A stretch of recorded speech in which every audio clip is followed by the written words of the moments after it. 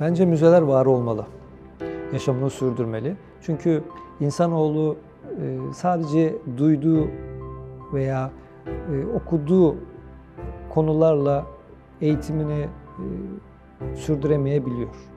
Yani biz görmek ve dokunmak istiyoruz. Müzelerde o döneme ait insanların görebileceği objeler var. Tarihi yansıtan nesneler var. Bu çok daha dikkat çekici olabilir. Müzelik Öyküler belgeseli, Askeri Müzeler serisi, Selimiye Kışlası'nda bulunan 1. Ordu ve Florence Nightingale Müzesi'nin öykülerini kayıt altına alıyor. İnanın, gerçekten güzel öyküler dinledik bu müzede. Hem 1. Ordu'nun hem de efsaneleşmiş bir aktivist kadının öykülerini. Yani bu kadar zengin, varlıklı bir aileden geliyorsunuz ama birçok alanda eğitim alıyorsunuz. Felsefe, tarih ve matematik konusunda uzman. Aynı zamanda kendisi başta İtalyanca olmak üzere zaten İngilizce ana dili var. Fransızca, Almanca, Latince ve Yunanca da bilmekte olmasına rağmen, yani çok da donanımlı bir insan olmasına rağmen insanlara nasıl faydam olabilir düşüncesiyle o zengin ve rahat lüks hayatı bir kenara elinin tersiyle itip ülkesini terk edip çok uzak diyarlara, İstanbul'a geliyor. Burada da zorlu şartlarda çalışıyor. Çünkü yapmak istedikleri hemen kolaylıkla gerçekleştiremiyor. Selimiye Kışlası, Florence Nightingale'in ilk geldiğinde büyük bir şokla karşılaştığı bir ortama sahip. Çünkü hijyen adına herhangi bir şeyden bahsetmek zor. Savaş alanında yer alan İngiliz askerlerinin çoğu difteri, tifo ve kolera gibi hastalıklardan burada vefat etmekteyken kendisinin de özellikle modern hemşireliğin temel taşlarını attığı çalışmalarla, faaliyetlerle daha temiz bir ortam yaratmak maksadıyla oluşturduğu çamaşırhaneler ve bununla birlikte sağlanan temizlik hizmetleri ne gibi? Orada zamanki sargı bezleri, İngiliz askerlerinin çarşafları ve kıyafetleri daha temiz bir şekilde kendilerine tekrardan verildiği için mikroptan ölen ve oranı %70 olan ölüm oranı ve askerlerin sıkıntıları birdenbire mucizevi bir dokunuşla %10'lara kadar inmiştir. Hatta o dönemde buradaki önemli başarıları fark eden Osmanlı vatandaşları da Florence Nightingale'in hizmetlerinden faydalanmıştır. Yani Florence Nightingale'i bu anlamda evrensel bir sağlık elçisi olarak görebiliriz. Müzelerin öyküleri vardır ve bu belgesel o öykülerin peşinden gider. Florence Nightingale'in Selimiye Kışlası'nda geçirdiği yılların öykülerini bu müzede bulmak, kullandığı tıbbi cihazları yakından görmek, ona neden lambalı kadın dendiğini öğrenmek ve hatta İngiliz subayın yolunu gözlediği pencerelerden denize bakmak bizi çok mutlu etti. Selimiye Kışlası'nı anlatmamız gerekirse burası çok önemli bir yer. Rölyefler ve heykeller 1. Ordu'nun katılmış olduğu savaşları anlatmakta. İlk savaşımız Florence Nightingale'in de özellikle sonradan da cepheye giderek katıldığı Kırım Savaşı 1853 ve 1856 yılında arasında cereyan etmiş olan Osmanlı'ya İngilizlerin ve Fransızların destek olduğu ve Rusya'ya karşı verilmiş olan bir savaş. Sonrasında 1912 ve 1913 yıllarında patlak vermiş olan Balkan Savaşları ve hemen akabinde her iki tarafında çok büyük kayıplar vermiş olduğu Çanakkale Savaşı 1915 yılında meydana gelen savaşımız ve en son ve en önemli savaşlarımızdan birisi olan 1919-1922 yıllar arasında meydana gelen Kurtuluş Savaşı ki bizi bugünlere taşıyan, özgürlüğümüzü kazanmamıza sebep olan Mustafa Kemal'in önderliğinde yapılan en önemli savaştır. 1. Ordu'nda yer aldı.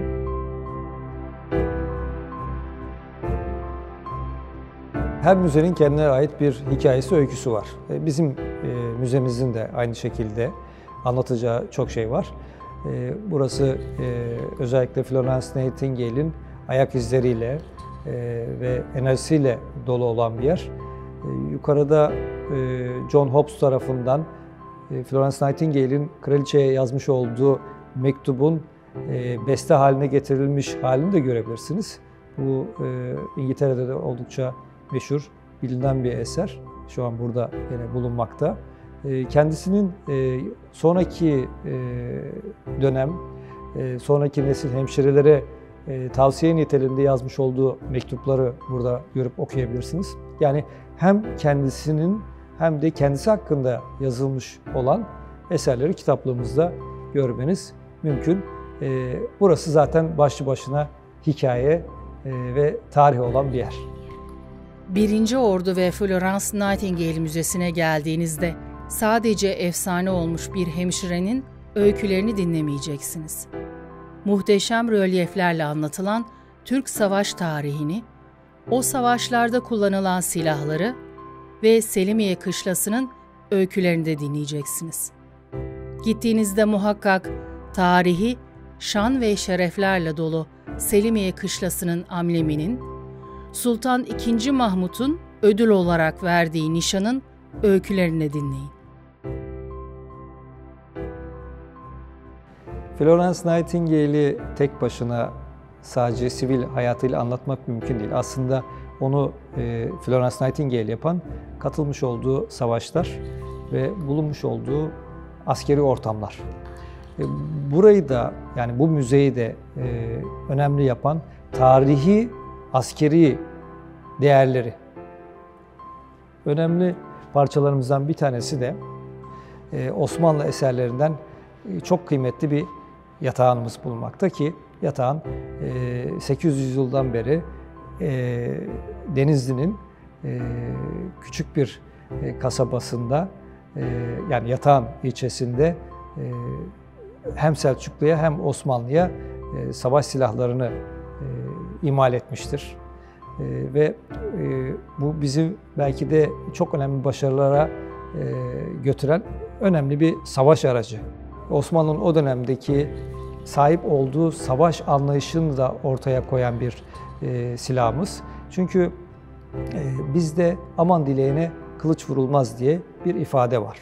O dönemde teslim olan savaş esirleri ya da savaşçıları, yani silahını bırakanları etkisiz hale getirmek için yatağının o keskin olmayan sert tarafı kullanılır ve kısa sürelik bir baygınlık yaratılır. Daha sonra da o esirler canlı bir şekilde getirilmesi gereken yerlere götürülürdü. Bu yatağının merhametli yüzü olarak bahsedilen tarafıdır. Yani bizim askerimiz hiçbir zaman yok etmek ya da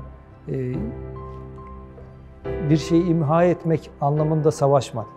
Zorunlulukta veya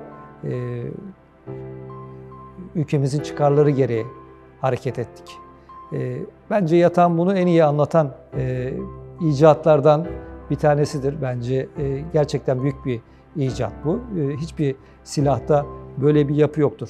Çünkü merhametli yanı olduğu gibi bir de sert, keskin yanı vardır ki bu balta şeklinde kullanılıp merkez kaç kuvveti, yani aslında bir mühendislik icadı, kuvvetiyle birlikte çok daha güçlü savrulduğu için çok kalın objeleri bile çok da kolay bir şekilde kesebiliyordu. Bunu belki de oldukça abartılan katana kılıçlarında bile bekleyemezsiniz. Tarihin her noktası öykülerle doludur ve müzeler o öyküleri günümüze kadar taşır. Florence Nightingale'in o yıllarda kullandığı direni, kabzası deniz aslanının dişlerinden yapılan yatağını da yakından görebilir, öykülerini dinleyebilirsiniz. Mesela dünyada sadece Türkiye'de üretilen yatağının kınından çıktığında düşmanın yarısının savaş alanından kaçtığı efsaneleri başka yerde duyamazsınız. Selimiye Kışlası 1800-1806 yılları arasında Sultan Selim tarafından inşa edilmiş. Fakat o dönemde ahşap olarak yapıldığı için çıkan bir yangında kül olmuş. Daha sonra Sultan II. Mahmut tarafından yeniden taş bina olarak şu an olduğu şeklinde inşa edilmiştir. Burasının yapılma sebebi yeni bir ordu teşkil etmek, yani Nizami Cedid ordusunu kurmak amacıyla inşası tamamlanan bir yer. Sonrasında da 1853-1856 yılları arasında cereyan eden Kırım Savaşı'nda İngiliz ordusuna hastane olarak devredilmiştir. Florence Nightingale'in de 1854 yılında, 4 Kasım 1854 yılında geleceği kışla burasıdır. Beraberindeki 37 hemşire ve hasta bakıcı ile birlikte. Hiç dinlenmemiş bir kadının öyküsü var bu müzede. Geceleri uyumayıp lambasıyla hastaları gezen, sadece İngiliz askerlerine değil, Osmanlı askerlerine de, hatta halka da yardım etmiş bir kadının öyküleri var. Savaş şartlarının iyileştirilmesi için kraliçeye mektup yazacak kadar güçlü bir kadının öyküleri. İngiliz bir ailenin çok varlıklı bir çocuğu olarak İtalya'nın Fransa şehrinde dünyaya geliyor. O kadar varlıklı bir aileden geliyor ki dünyanın birçok yerinde sayfi evleri var, tatil evleri var. Şatolarda yaşayan bir tanınmış ailenin kızı olmasına rağmen orada Floransa'da doğduğu için ismini oradan alıyor. Yani İngilizce Floransa dediğimiz Florence ismini alıyor. Ben Florence Nightingale'i şöyle takdir ediyorum. Bir hemşire olarak bunları yapması o dönemde belki kendisinden beklenilmiyordu. Yani burada görevli olan hekimler bile hijyenik konularda dahi olsa bir adım atmamışken kendisi o modern hemşireliğin temellerini atan adımları cesaretle atmış ve aynı zamanda gece gündüz bakımı ortaya koyan, yani günümüzün ilk yoğun bakım ünitesinin de kurucusu olarak kabul edilen gece bakımını da başlatmış ve askerler tarafından, İngiliz askerler tarafından o dönemde lambalı kadın lakabını almıştır. Ve bundan hoşlanan diğer hemşire, İngiliz hemşire ve hasta bakıcı arkadaşları da bunu devam ettirmiş ve sonrasında da o bilinen yoğun bakım ünitesi burada başlamıştır. Tarihin açığa kavuşması ve netlik kazanması açısından Florence Nightingale Müzesi ve 1. Ordu Müzesi'ni hem asker hem de sivil şahısların hizmetine açtık. Bundan da çok sık bir şekilde vatandaşlarımız faydalanmakta ve evlerine keyifle dönmekteler. Daha önceden bilmedikleri küçük detayları da burada öğreniyorlar. Hatta buraya gelen İngiliz vatandaşlarımız bile, yani kendi vatandaşları olan Florence Nightingale'i daha iyi tanımış oluyorlar. Birçok ülkeden buraya gezi ve katılım sağlanmakta. Buraya en son yaklaşık 40 kişilik bir Avustralyalı hemşire grubu gelmişti. Kendilerinin de idealist bir felsefeye sahip olduklarını anlattıklarında burada çok daha zor şartlarda Florence Nightingale'in yaptıklarını gördüler ve gözyaşlarına hakim olamadılar.